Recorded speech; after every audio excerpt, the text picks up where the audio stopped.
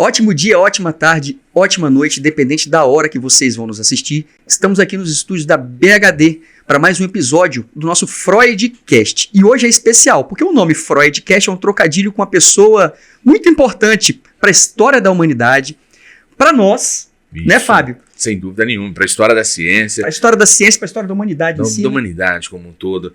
Vinícius, muito obrigado mais uma vez por dividir essa mesa aqui comigo, dividir um tema tão rico.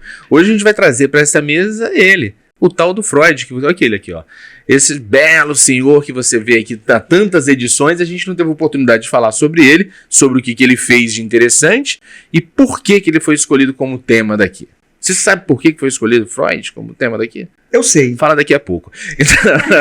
Porque agora nós temos pessoas muito importantes para apresentar aqui. Eu tenho que apresentar aqui Alberto Poltronieri. Muito bem-vindo. Prazer, Fábio. É muito bom estar aqui.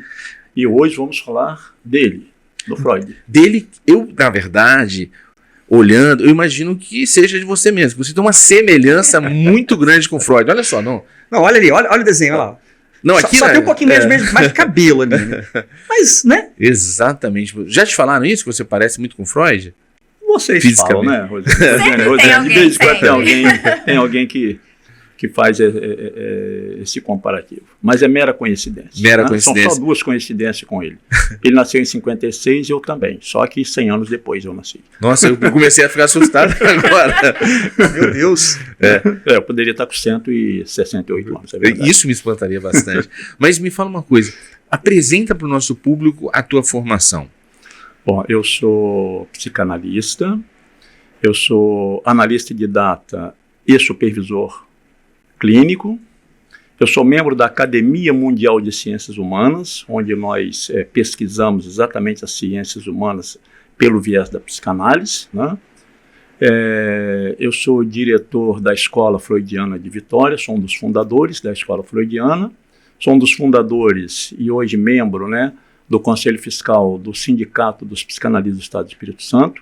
Já fui presidente do sindicato por 10 anos, né? Hoje passei para a Lúcia Godoy, que é a atual presidente, né?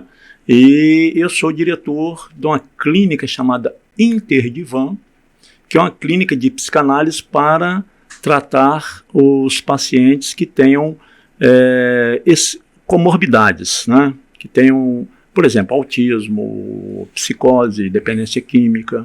Sim. Então eu também dirijo uma clínica e faço parte de um programa Brasil-Estados Unidos de pesquisa na área da psicanálise. Maravilha, currículo riquíssimo, riquíssimo, digno de Freud mesmo. E a gente tem aqui ela também, Rosiane Barcelos, ela que se destaca nas redes sociais, sempre provocando as pessoas com temas relativos à psicanálise. Seja bem-vinda, Rosiane. Muito obrigada, gente. Obrigada pelo convite. E você pode apresentar para a gente também a sua formação. Vamos lá. Eu, primeiramente, vim da área da educação, né? A minha graduação é em pedagogia, mas eu também me aperfeiçoei na psicanálise, na psicopedagogia clínica institucional, na educação infantil, alfabetização, né, gestão escolar. E agora, agora tem uns anos, trilhando a psicanálise, onde trabalho também com o público infantil, né, até o adulto. Eu também faço parte, né, da clínica Interdivan, sou uma das que fazem parte desse trabalho super importante, né, que a gente faz, que é voltado para esses casos um pouco mais complexos e que precisa de um olhar atento, inclusive com a família. Além disso, também faço parte do Conselho Fiscal do sindicato, e estou atuando nessa área da psicanálise, apesar de ter a minha formação toda na área da educação. Então, eu faço todo esse entrelaçamento com essas áreas também. Da humanidade, né? A educação trata com humanidade, com gente. É um caminho bastante previsível, eu poderia dizer. Eu também sou da educação, vim da educação, agora treinando a psicologia, mas queria começar esse papo aqui apresentando para o nosso público quem foi esse senhor chamado Sigmund Freud. Pois é, Dr. Sigismund Shilomo Freud, depois chamado de Sigmund Freud. Foi um médico que fez sua formação, que viveu muito tempo em Viena, na Áustria, e lá, quando ele trabalhava no Hospital Principal de Viena. Ele ganhou uma bolsa para estudar neurologia, ele já era neurologista, né? Ele foi estudar problemas neurológicos com criança no Hospital Salpêtrière, em Paris. Lá ele conheceu um homem que ele considerou um grande homem, chamado Dr. Jean-Martin Charcot. Dr. Jean-Martin Charcot, ele estava muito interessado em entender a relação entre o corpo e a mente. Ele estava tentando ver os problemas anatômicos da neurose. E a neurose naquela época era considerada como aquelas doenças dos nervos, que levavam, principalmente as mulheres, né, a um ataque chamado de histeria. Histeria significa próprio do hister, em grego é útero, né, próprio da mulher. Depois ele vai descobrir que histeria também é dos homens. Charcot, então, e descobre que, através da hipnose, ele conseguia curar ou provocar um ataque histérico. E Freud, que foi estudar neurologia, um jovem médico, né, acabou chegando lá e se apaixonou pelas ideias de Charcot e se propôs a ficar mais tempo do que o necessário lá, deixou a neurologia de lado e começou a estudar as ideias de Charcot.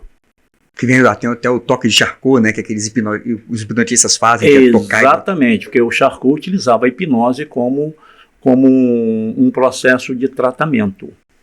Aí, nessa época ainda não existia psicanálise, existia um tratamento. E nessa época também, as pessoas que tinham problemas neuróticos, elas eram consideradas ou fingidas, ou então endemoniadas. Então, a pessoa que tinha um problema mental, eram tratadas como ou fingidas ou endemoniadas. Esperta, você está fingindo para não ir para o serviço, está fingindo por algum motivo. E Charcot, então, tem esse olhar, vamos falar, né, Fábio, de humanístico, né, de olhar com carinho. Charcot, então, percebeu isso e começou, então, a fazer um grande estudo científico, no qual um dos seus alunos era exatamente o Freud. E essa questão da hipnose foi foi um marco importante nesse processo também, porque que você começa a dar voz ao sofrimento. Porque o sofrimento até então era ignorado, era diminuído de alguma maneira, como foi colocado. Ele não necessariamente. A gente consegue alcançar esse universo também. O Freud se encantou inicialmente pela hipnose, mas depois desencantou também, né? Na verdade, né, não é bem desencantou, né? O Freud, quando ele volta para a Áustria, ele foi trabalhar com Joseph Breuer, que era um outro médico, e outro aluno de Charcot, com hipnose. E esse Joseph Breuer foi o que tratou do mais famoso caso da psicanálise, chamada o caso Ana O, né? Uma jovem ativista chamada Berta Pappenheim, que ela tinha muitos sintomas de histeria. Ela tinha sintomas sérios, faltava ar, ela dava parestesia, dava enjoo, né? Ela não conseguia beber água. E Charcot tratou com hipnose. Quem tratou foi, Charcot não. Breuer tratou com hipnose. E Freud, como bom companheiro, ficou ali estudando. Ele viu na Ana O um excelente caso de estudo. E para cada atuação hipnótica que Breuer fazia, Ana O se livrava de um dos problemas. Então, até que depois Freud vai dizer que Ana O foi o primeiro caso de psicanálise, embora ela tenha sido tratada antes de surgir a ciência psicanalítica, certo? Freud, então, ele vem seguindo isso aí, até que uma paciente de Freud não aceitou ser hipnotizada. E ela falou para ele assim, um literal cala a boca, deixa eu falar. Freud então parou para ouvi-la. Nesse momento, Freud descobriu que o nosso psiquismo profundo tem uma força chamada resistência. Não fale daquilo que você não sabe, porque a dor quem tem sou eu. O analista, ou então o Dr. Freud, que era médico e analista, né, ele não sabia da dor dela. Ela estava ainda falando e ele tentando hipnotizá-la, tentando fazer aqueles comandos. Como ela não aceitou, Freud descobre que a hipnose tinha falhas. Aí Freud cria, então, o que a gente chama de livre associação. Ou seja, fale à vontade, fala o que você quiser. Você tem fala, né? Você vai falando, e à medida que ela vai falando, ela vai elaborando o que ela está dizendo, ela vai pensando no que ela está falando. E a própria NAO, que precede a psicanálise, ela vai dizer que a psicanálise é a cura pela fala. Mas não é pela fala do analista. Tem muito analista que pensa que é por causa da fala dele. É pela fala do paciente. Como se fosse um grande guru, né? Um grande GPS te guiando onde você quer ir. Isso, né? Então, quem sabe do nosso psiquismo é o próprio paciente. É uma fala e é também uma escuta, né? Na medida em que o que vai promover esse processo de redução desse sofrimento, de elaboração, vai ser muito o que você escuta sobre o seu próprio discurso, né?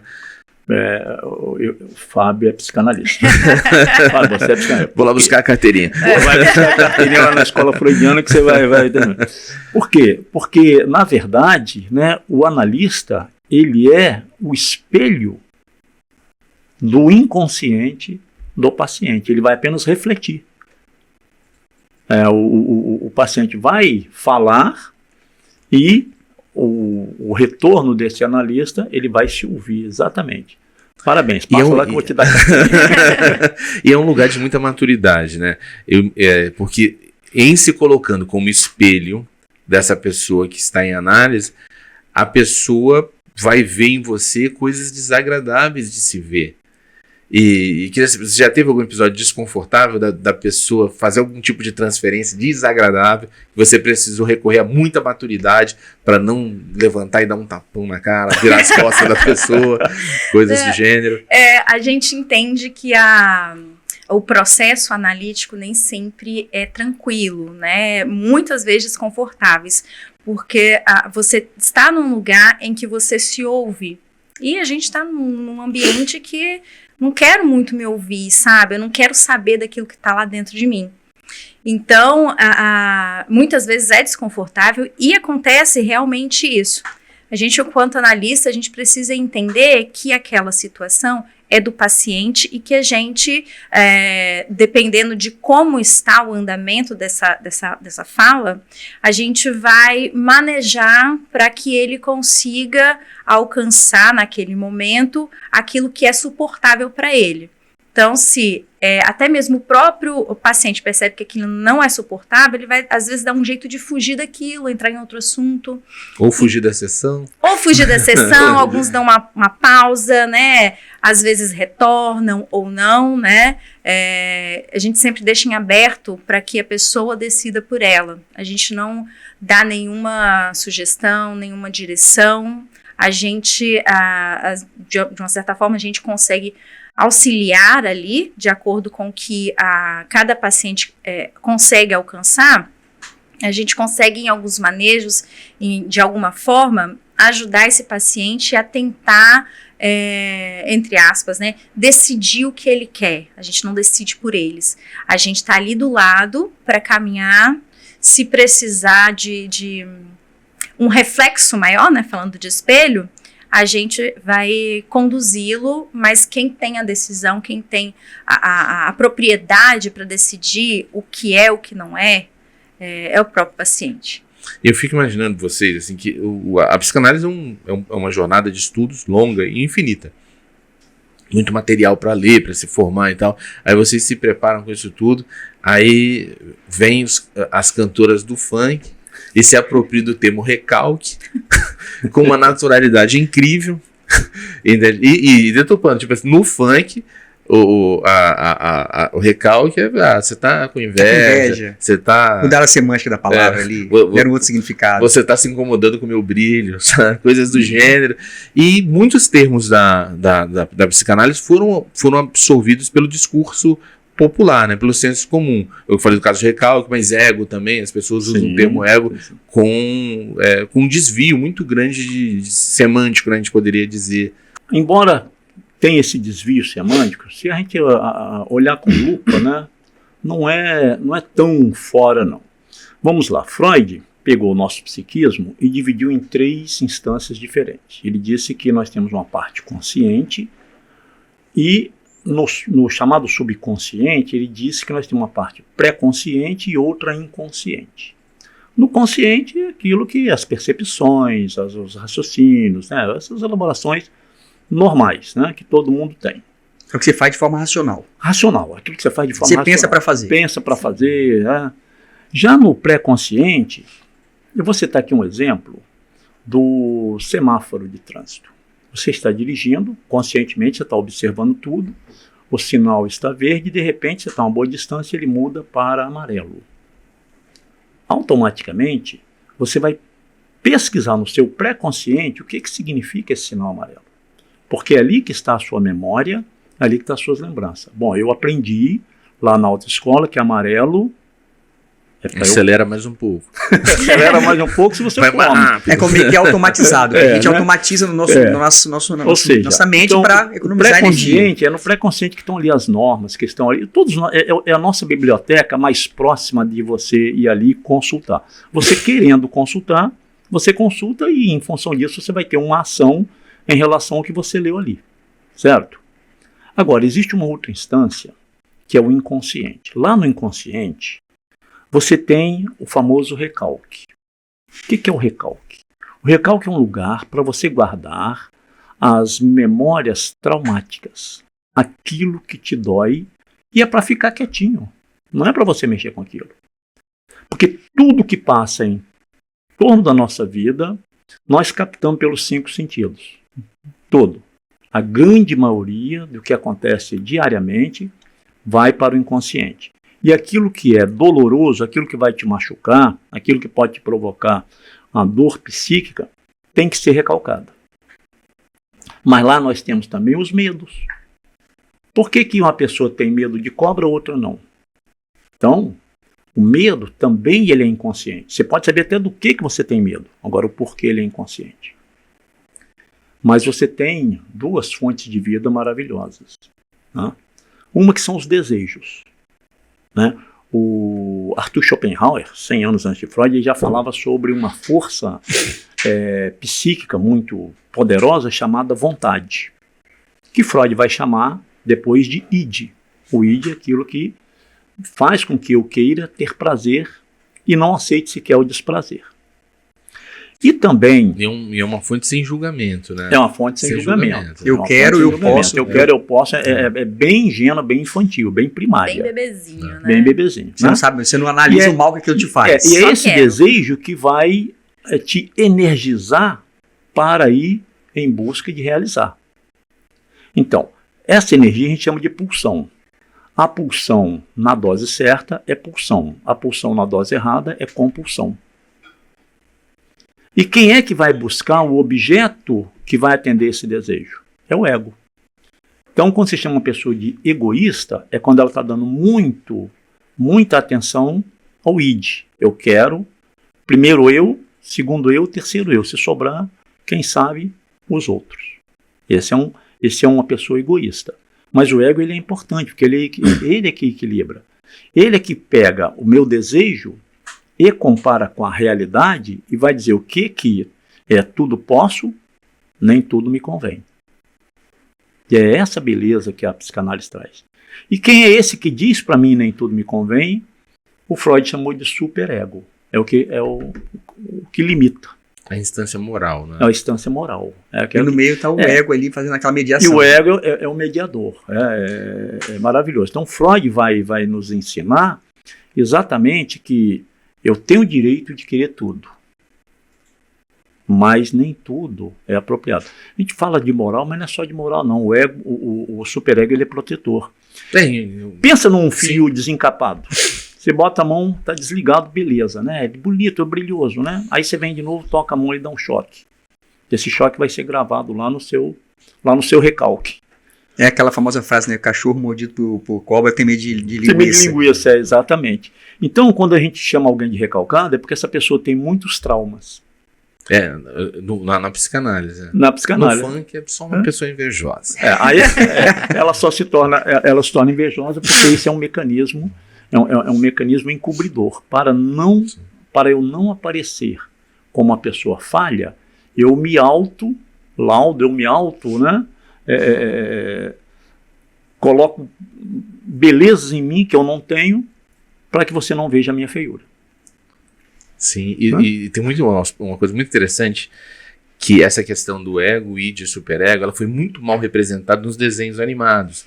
Que os desenhos animados, quando vão tratar sobre essa questão, colocam um indivíduo com um anjinho do lado e um demônio do outro. Ou seja, o id, a busca pelo prazer, ela é endemonizada. Endemonizada, sim. Totalmente. Nem todo prazer merece esse rótulo. Talvez um ou outro. Sim. E continuando, eu diria 3. Mas assim, de resto, fazer uns caminhos possíveis da vida, né? E a supervalorização do superego, porque que também é um problema. Tanto você ser uma pessoa que é impulsionada pelo id, por essa fonte da busca do prazer, quero prazer, pode ser um problema social para você, um desconforto pessoal, mas você ser guiado fortemente pelo superego, que tudo é proibido, tudo é sujo, tudo não convém, é uma vida também muito pela metade, né? E nesse universo assim dos desenhos animados, enquanto ele explicava tudo isso, né, me veio uma figura no desenho animado, que foi um conto italiano que ficou famoso por causa da Disney, que foi o Pinóquio, que tinha ali o grilo falante, que no caso seria mais ou menos como se fosse o ego dele, falando o que ele pode fazer, o que ele não pode. Isso, eu quero ir para aquele mundo ali onde tudo é liberado, mas ei, não vai não, né, dando aquela voz da consciência dele. Então, realmente, os desenhos animados, às vezes, eles retratam muita coisa, até com a própria hipnose também, né? Quem via desenho animado ou filmes, acha que hipnose é... Durma, te dei um... Eu quase fui. Te dei um... Pronto, agora você vai dizer, me passa a senha do seu cartão de crédito, vai. Como se fosse, como se então tivesse vontades, quando a gente está nessa fase pré-consciente, né? Ou inconsciente. Não é bem assim, né? Perfeito. Quando você fala aí do grilo falante, tem hora que ele está muito voltado para o superego. Ele proíbe muito o pobrezinho do Pinóquio. Né?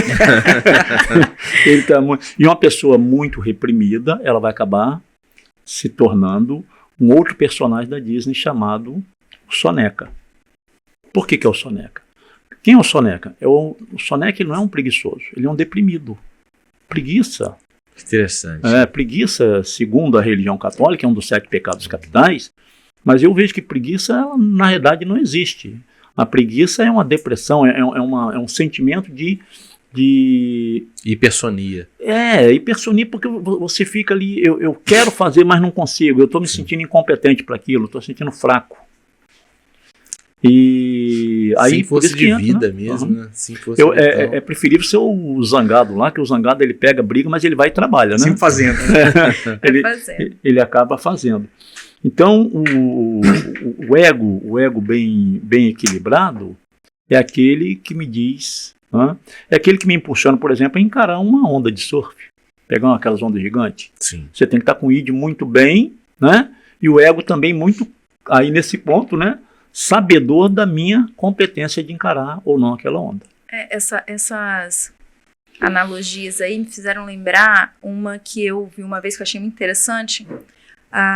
O exemplo de um cavalo, que, né, o cavalo seria o id, o freio que ele tem seria o superego e o cavaleiro o ego, né? Sim. Que se deixa por conta, o id, que é o cavalo, sai andando, né?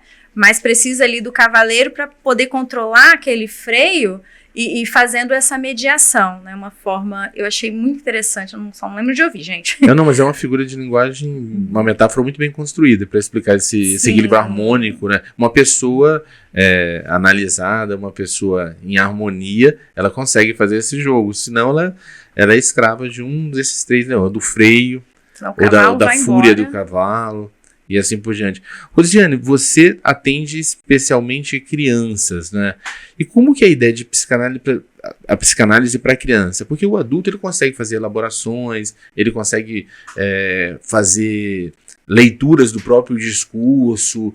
Eu imagino um adulto com mais habilidades para poder fazer esse trabalho. Como que a criança pode passar por esse processo? Eu faço esse trabalho com as crianças, né, até os adultos. Mais em especial ali com elas, é um brincar sério, né? A criança, ela não vai chegar, deitar ou sentar e vai contar da forma que um adulto vai contar. ela vai, às vezes, demonstrar aquilo que ela está sentindo por conta das brincadeiras, dos brinquedos.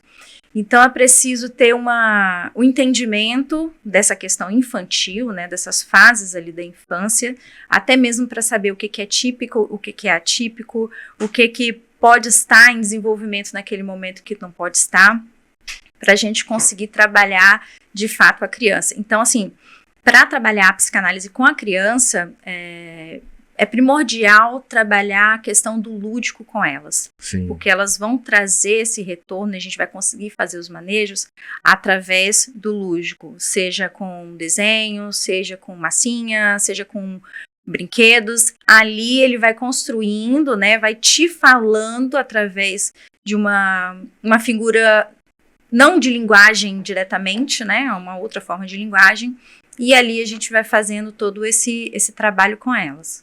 Então, assim, é o diferencial, apesar de que a gente, né, o adulto também tem essa questão lúdica, mas menos que a criança. A criança Sim. a gente consegue fazer esse caminho mais através desse lúdico. O brincar vira linguagem desse processo, né? Sim, o brincar é importantíssimo, né? Na verdade, o brincar não é só brincar. A criança Montessori, né, ela é da parte da educação, ela fala que a criança trabalhando, né, não desconcentre a criança que está trabalhando.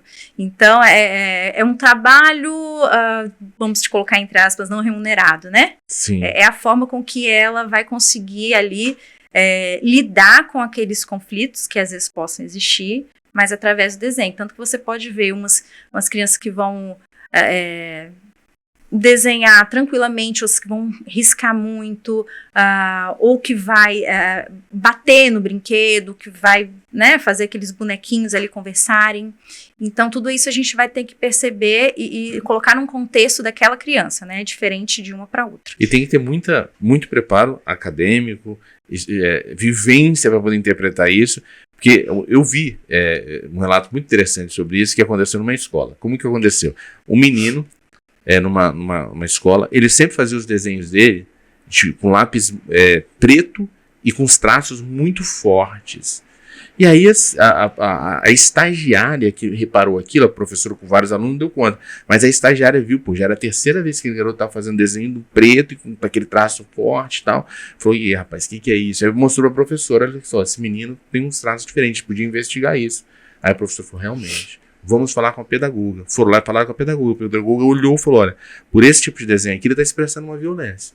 A gente precisa saber a raiz dessa violência. Aí foram conversar com a diretora. A diretora olhou os desenhos, o lápis preto, esse traço forte, falou, suspeito que essa criança está sendo vítima de abuso. Vamos convidar os pais para conversar sobre isso.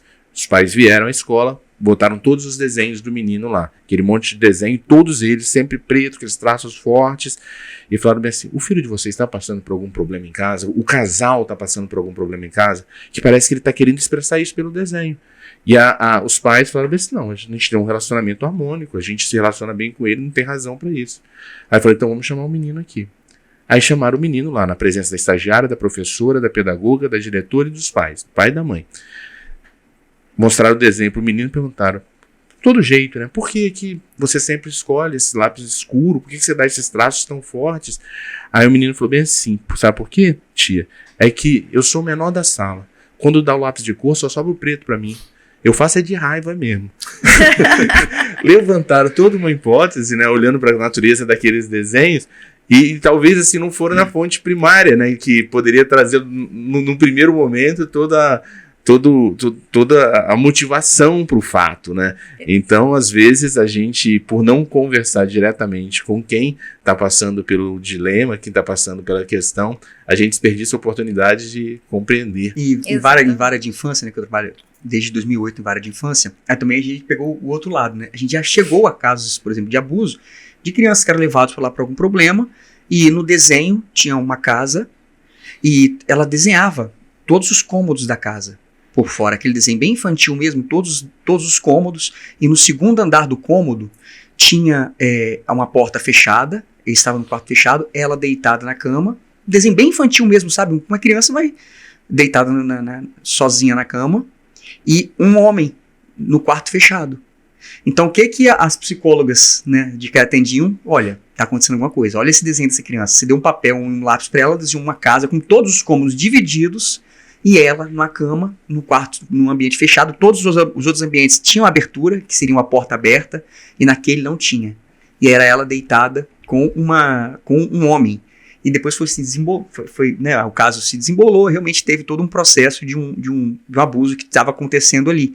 Então, com criança é muito isso, né? A comunicação, elas nos comunicam falando, que também tem muito disso a imagem que passa para o público geral, que é a psicanálise. Você deita no divã e fica alguém ali te ouvindo, você falando, e daí, e com a criança, esse senso comum de que assim não vai acontecer, são outros tipos de comunicação. É importante, até o Fábio trouxe esse exemplo muito interessante de que às vezes a gente vai para um lado de que determinada cor quer dizer isso e se aquilo lhe fica enrijecido.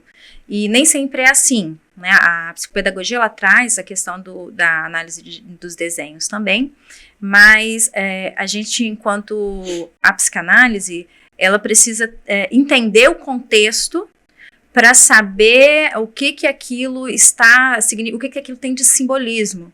Porque, às vezes, a cor preta para um significa raiva, né? Para outro, não. Né? A cor azul pode ser uma cor muito tranquila, né? De tranquilidade, para outros, não. Pro atleticano, por exemplo, se eu colocar um azul, vai ser tão tranquilo assim, vai né? correr. É uma coisa desagradável. Então, tanto o desenho quanto as falas, né? Todo esses fragmentos que o sujeito traz pra gente, é preciso estar inserido num contexto para que ele mesmo consiga elaborar isso. E aí traz para um campo interessante que são no passado, hoje em dia você tem sites para isso, mas no passado vendia nas bancas de jornais o livrinho de interpretação do sonho. Sonhou com isso aqui, ó, sonhou com o dente à morte, sonhou com não sei o quê. E para psicanálise a gente tem um livro definitivo de símbolos e códigos de sonhos, que a pessoa acordou, leu o livro, vai saber. Símbolos e códigos de sonho, não. Mas o livro A Interpretação dos Sonhos, de Freud, que ele publicou em 1900, que inaugura, né, essa nova ciência chamada psicanálise. A psicanálise ela faz uma interpretação dos sonhos e Freud afirma que nos sonhos nós realizamos um desejo proibido ou um desejo vergonhoso. Aquele sonho que aquilo que você quer fazer, que na vida de vigília você não consegue, no sonho você consegue realizar. É claro que interpretar os sonhos pela psicanálise é bem diferente desses sonhos simbólicos, como, por exemplo, o sonho do faraó, lá do José do Egito, né, que ele interpreta, é outra linha. A interpretação dos sonhos ela é riquíssima na psicanálise, porque através dos sonhos o inconsciente se manifesta, ele se revela. Não só através dos sonhos, através dos xistes, as brincadeiras. Lembrando que nem toda brincadeira tem esse fundo de verdade, igual o senso comum fala. É preciso, como diz a Rosiane, né, contextualizar essa escuta.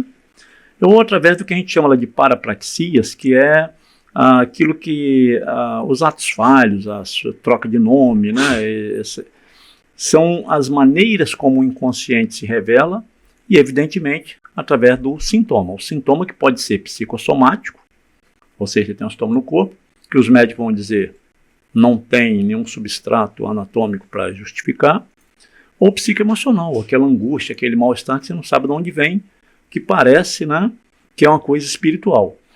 A psicanálise ela faz esse discernimento do que é da ordem do inconsciente e do que não é da ordem do inconsciente. A psicanálise não nega a espiritualidade, mas ela não entra nessa seara. Então, o livro Interpretação dos Sonhos, ele vai trazer exatamente para o analista uma luz do que esse inconsciente está falando, da mesma maneira como os desenhos, que é uma seguidora, né, uma pós-freudiana chamada Melanie Klein, e o Donald Winnicott, também outro grande psicanalista, né, pós-freudiano, eles vão dizer que as brincadeiras e os desenhos infantis são análogos aos sonhos, são reveladores das verdades inconscientes, igual no exemplo que o Fábio trouxe aí pra gente. Eu tô com raiva sim, né? estão abusando de mim, ou seja, estão me dando lápis preto. Eu queria o lápis colorido.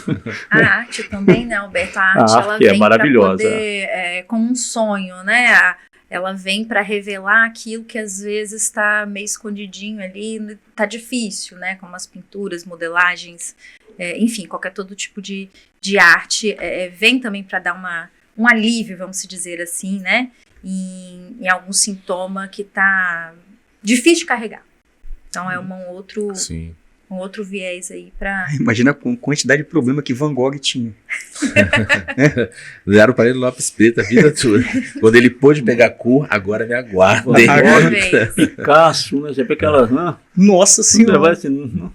E o Alberto colocou um ponto interessante dessa questão do ato falho, que é um elemento que as pessoas lidam no dia a dia com alguma frequência. Alguns conseguem dar nome para isso e compreender, mas para muita gente isso não é tão claro, né? Teve até um psicanalista mexicano que trouxe isso de uma forma muito clara, que ele trouxe aquela frase, foi sem querer querendo, chamado Chapolin. Ele trouxe isso com muita clareza para a gente. Você podia dar uma clareada para a gente sobre a ideia do ato falho? Exatamente. O Freud ele escreveu um livro chamado As Psicopatologias da Vida Cotidiana, em que mostra essas psicopatologias como rotina. Né? Que você vai ler o livro pensando, que eu vou aprender doenças. Não, eu vou aprender as falhas no meu psiquismo. E Freud diz, inclusive, que quando eu erro conscientemente, na verdade eu acertei inconscientemente. Por exemplo, ele traz a ideia de que ele vai até uma casa do amigo e pega a chave da casa dele para abrir a porta da casa do amigo. Ele diz que isso não é por acaso. Ele diz que é uma mensagem inconsciente de que ele se sente tão bem na casa do amigo que ele acaba pegando a própria chave de casa.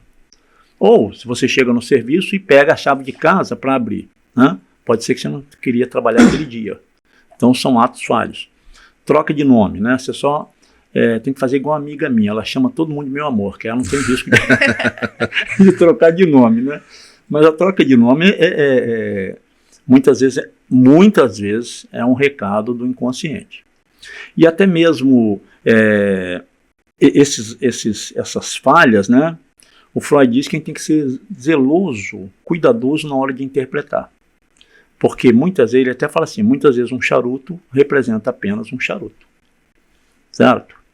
Eu peguei e botei um charuto na boca. O que eu queria botar na boca? Apenas um charuto. Não ficar olhando, tentando interpretar tudo também, não, né? Às vezes aquela coisa é o que é. E o analista que sai analisando todo mundo, ele vai ficar pobre, né? Ele tem que, para cada vez que ele analisar, paranoico, ele tem que receber, né? e até porque ele está analisando a partir dos seus valores, né? Ele não conhece o universo do outro para poder dar essa clareza. Aí você trouxe uma coisa importante, Fábio, que para ser psicanalista, você tem que ser bem preparado. Primeira condição, que você tem que ter graduação em qualquer área. Porque se você não chegou no nível de graduação, a sua visão é muito limitada. Então, as grandes sociedades de formação de psicanálise, elas exigem, inclusive a IPA, né, que é a Associação Internacional de Psicanálise criada por Freud, ela exige que você seja graduado em qualquer área do saber. É uma pós-graduação, né? Ela surge inicialmente ela nessa não é natureza. Nem considerada nessa natureza de pós-graduação, porque ela tem peculiaridades que a pós-graduação só é limitada. Então, chama-se formação. Então, você tem que ser já graduado, depois você precisa estudar, que são a parte teórica, estuda o psiquismo, para depois estudar os problemas psíquicos, para depois estudar as técnicas psicanalíticas. Mas você vai aprender mesmo fazendo análise pessoal, porque você vai analisar o seu primeiro e eterno paciente, que é você mesmo. Você precisa primeiro se entender, para evitar isso que você falou, de eu colocar a minha maneira de ser, projetar em cima do meu paciente. E para que ainda, né, fazendo análise pessoal, para que eu tenha segurança de que eu não vou cair nessa armadilha, o Freud e seus seguidores lá, dos primeiros seguidores, instituíram que você tem que fazer o chamado tripé analítico, que é formação continuada, análise pessoal e supervisão. Eu preciso, de vez em quando, de que um analista experiente, de preferência formado em supervisão. Lá na nossa escola nós formamos os supervisores. Ele venha me socorrer quando a minha interpretação está ruim ou quando, muitas vezes, o problema do paciente me afeta. Porque se o problema do paciente me afetar, eu posso fazer até proselitismo. É o famoso que o pessoal chama de gatilho. Sim. Tu trouxe um gatilho, atingiu alguma parte me atingiu. Aí eu vou começar a bater de frente. Você usou um termo bem psicanalítico logo no início, chamado transferência, né, que é o amor que o paciente tem pelo analista, né? É um amor transferencial, é a identificação, é aquilo que o analista representa alguém confiável. Mas pode ter um amor negativo também, chamado transferência negativa. Eu ficar com raiva do meu analista. Né? Porque ele porque te ajudou a chegar num lugar onde você não queria chegar e você transfere aquilo para ele, né? Uhum. E tem também um outro amor, chamado contra-transferência, que o analista morre de medo e não deveria, né? Que é o amor contra-transferencial. Ou seja, eu preciso desejar atender. Quando esse amor transferencial ou contra-transferencial passa da conta, a análise acaba. Por exemplo, eu posso estar analisando uma pessoa e projetar nela a minha mãe. Aí eu crio um amor que transcende o meu lugar de analista e vou começar a tratar minha paciente como se fosse minha mãe. Não tem análise que vai para frente. Isso chama-se contra-transferência exagerada. Ou então, ficar com ódio daquele paciente que me traz um problema. Você quer ver uma coisa que pega muito? O sujeito chega, vou botar um troço bem polêmico aqui. O sujeito chega no consultório assim, doutor Vinícius, eu vim aqui porque eu quero que o senhor me ajude. Eu sou pedófilo. O senhor pode me ajudar? Aí você tem uma filha. O que você vai querer pensar? Não, a primeira coisa é pensar nas crianças que você conhece e tudo mais. Mas ao mesmo tempo... Fora filha, você já está querendo trucidar... Ele se assume pedófilo, ele não praticou crime nenhum. Não, ele se assume pedófilo. Aí você já cria um julgamento que não pode, o analista não pode. Sim. Depois de muito tempo de análise, você vai descobrir que ele não é um pedófilo. Ele é que foi abusado. Mas ele ali falou que era pedindo ajuda, porque ele tem vergonha de dizer que ele foi abusado. Então o analista, isso afeta o analista. O analista não quer atender, não.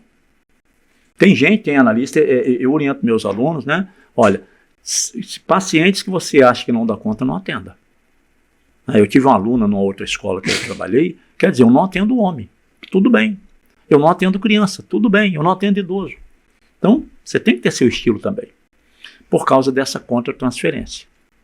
E a contra-transferência exagerada pode fazer com que o sujeito se apaixone, né? A contra-transferência também pode acontecer por uma razão física, por exemplo. Pode. Chegou uma pessoa para ser atendida, ela lembra muito uma filha que você perdeu. Você olha assim, pô, eu vejo minha filha nela. Pode. Então assim, eu já não vou atender. Pode, você deve não atender. O ideal, o analista, a primeira coisa que você deve fazer é procurar a sua análise pessoal. Ou sua supervisão. Você procura supervisão, o seu próprio supervisor vai falar, não, vai tratar isso na análise pessoal, não continua atendendo.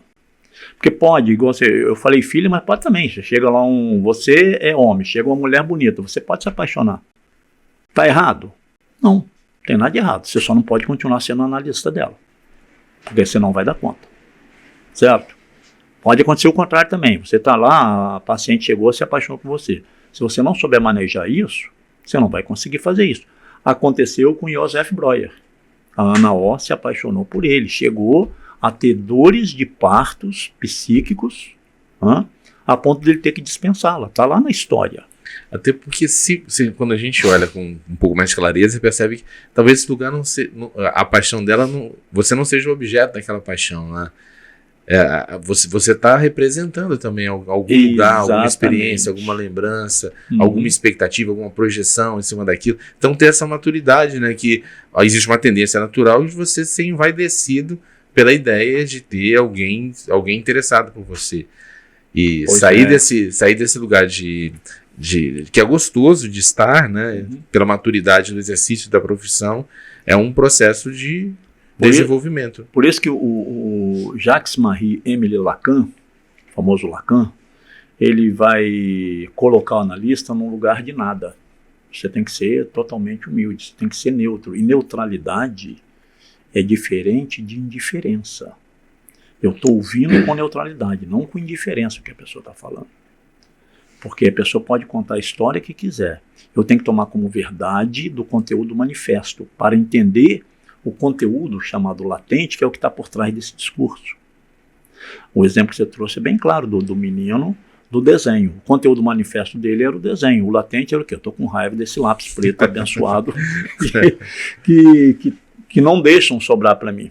Rosiane, você já teve algum episódio de ter que lidar com episódios de transferência? Atendendo, sei lá, um homem ou uma mulher que você percebeu, essa pessoa não tá me colocando no lugar de analista. Até hoje não teve nenhum caso em que eu precisasse fazer um manejo na questão dessa contratransferência, né? Esse outro olhar que não seria tão adequado. Até hoje não aconteceu comigo, não. Imagine que pro Alberto é bem recorrente essa história. Não, na verdade, duas situações até diferentes. Uma, eu estava atendendo uma jovem que ela tinha um cabelo igual da minha filha estava para a Europa, e eu tinha toda hora pensando, não é minha filha, né? E eu ouvia, imagina, eu ouvia as histórias dela, se eu ouvisse da minha filha, eu não sei se eu ia dar conta. Né? Sim. Então, aí eu fui para a supervisão, meu grande mestre foi e me situou direitinho, né? Eu consegui continuar a análise porque eu fui bem orientado pelo meu supervisor. Mas já aconteceu de eu estar supervisionando analistas que passaram por esta situação. E eu ter que orientar como sair dessa situação e às vezes orientar até para análise. Vai para análise pessoal e suspende a análise. O Freud, apesar de ser criador da psicanálise, todo o mérito em relação a isso, uma pessoa que dividiu águas na ciência, sobretudo na ideia da saúde mental, ele tinha uma relação que não era tão saudável com a própria filha, né?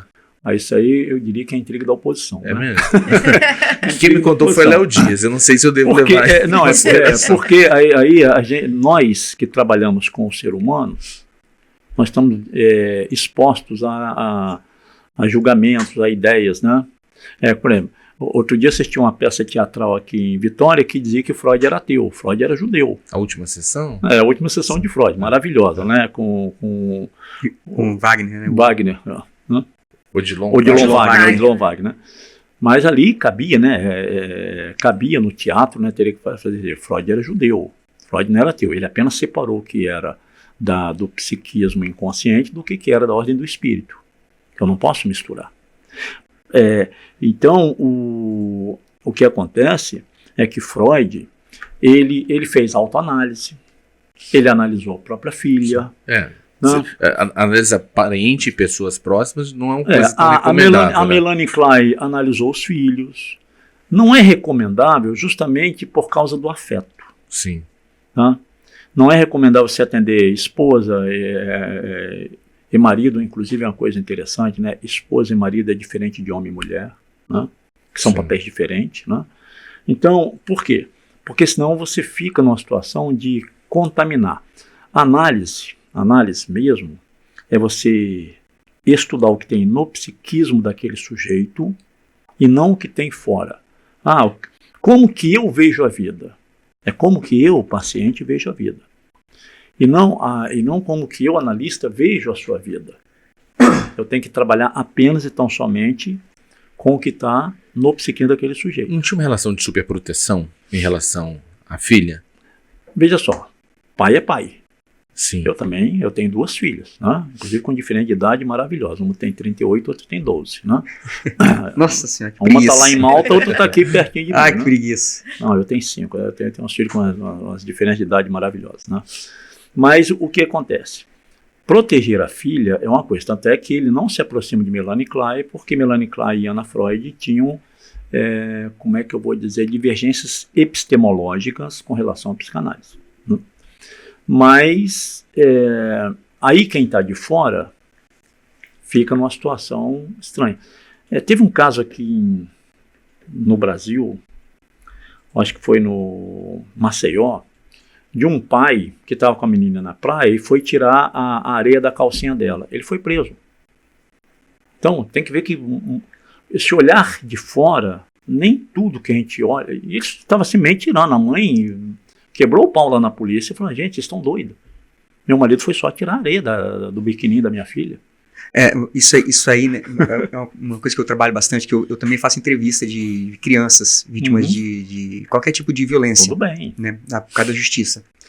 E é uma coisa que a gente sempre fala, assim, que a gente não pode macular, por exemplo, o Oitiva com nossas experiências. Isso. Porque a gente que já viveu, que passou por experiências, a gente vai sempre olhar com aquela frase que eu falei no começo, que cachorro mordido por cobra tem medo de linguiça. A gente vai olhar para aquilo, vai transferir o que a gente tem com a gente para ela, muitas vezes, às vezes até no instinto de proteção e tudo mais. E quando a criança vai ali falar, a gente fala assim, olha, não faça perguntas diretas e fechadas, deixa ela contar a experiência dela. Porque se você pergunta assim, com a criança, né, até para quem tem filho também, né, você tá com dor? Conta pra mim, você tá com dor? Muitas vezes ela fala assim, tô, aonde? Aqui, ó, bota um band-aid, minha filha vai direto, papai, você tá com dor? Tá doendo aqui, filho? Tá. Então tá. Aqui também tá doendo? Tá. Então você tá fazendo perguntas direcionadas. E lá a gente é instruído assim, olha, faça perguntas. Como que é a sua casa? Você deixou um leque aberto para ela falar. Como é na sua escola? Você quer buscar um professor que aconteceu com a aula específica? Não pergunta assim, como é que é a aula do professor tal? Pergunta, como é que é a sua aula? Como é que são os seus professores? Que ela vai chegar ou não. Vamos trazer o Vinícius pro nosso time. Porque se a gente for macular o que a gente pensa... já é. Agora... Se a gente for macular o que a gente pensa, a gente vai começar realmente a ver isso. Um pai limpando uma areia da fralda, da calcinha da filha, o cara que vai olhar, abusador. É abusador. E é o que a gente vê muito hoje, com tanto antigamente, não sei se essa coisa, eu tenho um certo problema, assim, de não... Eu falo mal, falo bem, falo mal, falo bem das tecnologias que a gente tá aí hoje, né? Porque antigamente não tinha tanta máquina fotográfica, não tinha tanto isso, né? E a gente olhava assim, não tinha tanto flashes do momento. Sim. Olha isso aqui. Aí você vai ver uma foto de um pai com a calcinha baixada mexendo ali. O que é isso aqui pra você? Todo mundo vai, é um pedófilo? Não, mas olha o contexto. Ele estava baixando a calcinha da filha para limpar a areia. E a gente vive hoje nisso, né? De analisar flashes, fotos, momentos, 5 segundos. O que você vê? Olha que pessoa feliz, 5 segundos. Aí você vê a notícia aqui de 12 horas, a última foto do vocalista tal. 12 horas depois ele se matou. E na última foto ele estava numa festa, brincando, você tá analisando que ele tá muito feliz. E a gente vive um momento muito assim, né? De analisar flashes, instante, momentos, instante. E o analista ele tem que ter esse cuidado. Ele não pode interpretar o conteúdo do manifesto direto. Foi exatamente o que você falou que você faz lá no seu trabalho. Porque senão ele faz um pré-julgamento, levando a um pré-juízo, né? Um juízo prévio que vai prejudicar a escuta. O analista ele tem que ser neutro justamente por isso. Eu tive um caso que eu atendi lá no sul do país, que a menina, uma jovem de 16 anos, né? Quando ela tinha 7 anos, ela chamou a mãe e falou, ô mãe, o meu padrasto abusou de mim. Botou na justiça, um pau quebrou e a mãe defendeu o marido. Ok. A menina perdeu, né? Com toda a confusão ela perdeu. Lá, já com 16 anos, ela vem pro consultório e revoltada com isso, né? E durante o processo analítico, ela reclamou muito que não conhecia o pai. E, ok, é um desejo dela. Durante todo o processo analítico, ela chegou à conclusão de que ela queria conhecer o pai. E foi conhecer. Quando ela conheceu o pai ficou... O pai nem sabia que ela existia, né? Ficou babando, né? Filha maravilhosa.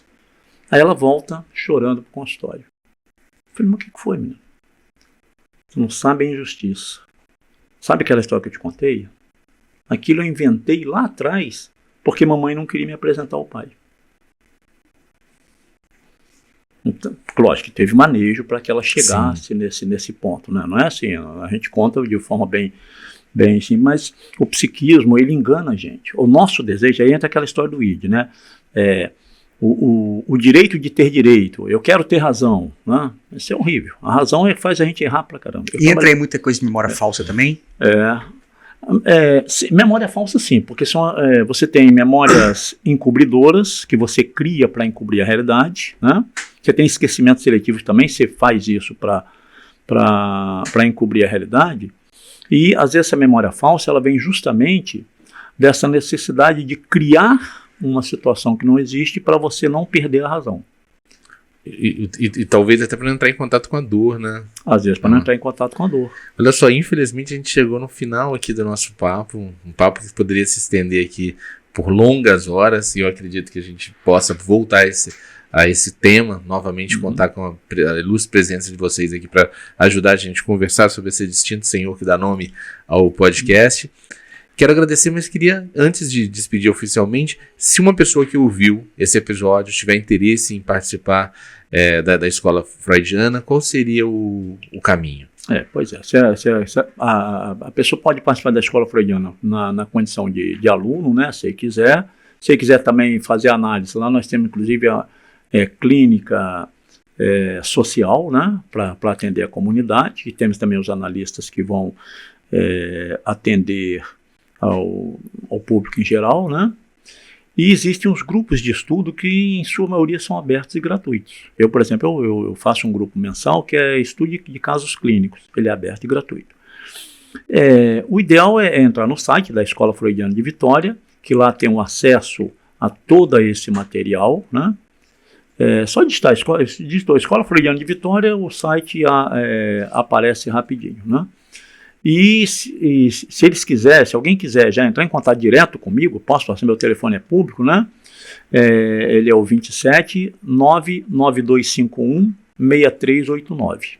E eu vou então orientar, até falar, pode mandar WhatsApp. Eu funciono de domingo a domingo, de 0 à meia-noite. Fica tranquilo, tá? E disposição.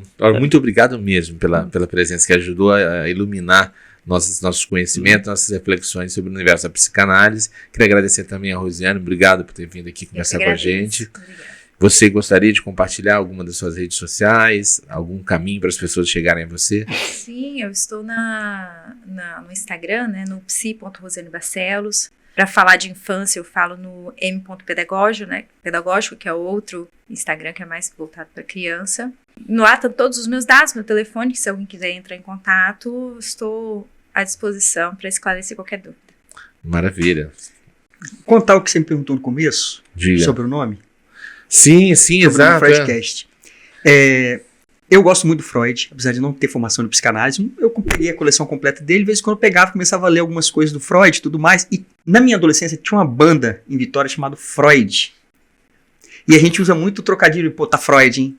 Tá Freud. A gente falou, Carol é psicóloga, Carol que também tá aqui com a gente, ela é psicóloga, e a gente quer conversar sobre o quê? Sobre saúde mental, sobre comportamento humano, não sei o quê. A gente pensando, tá Freud, hein?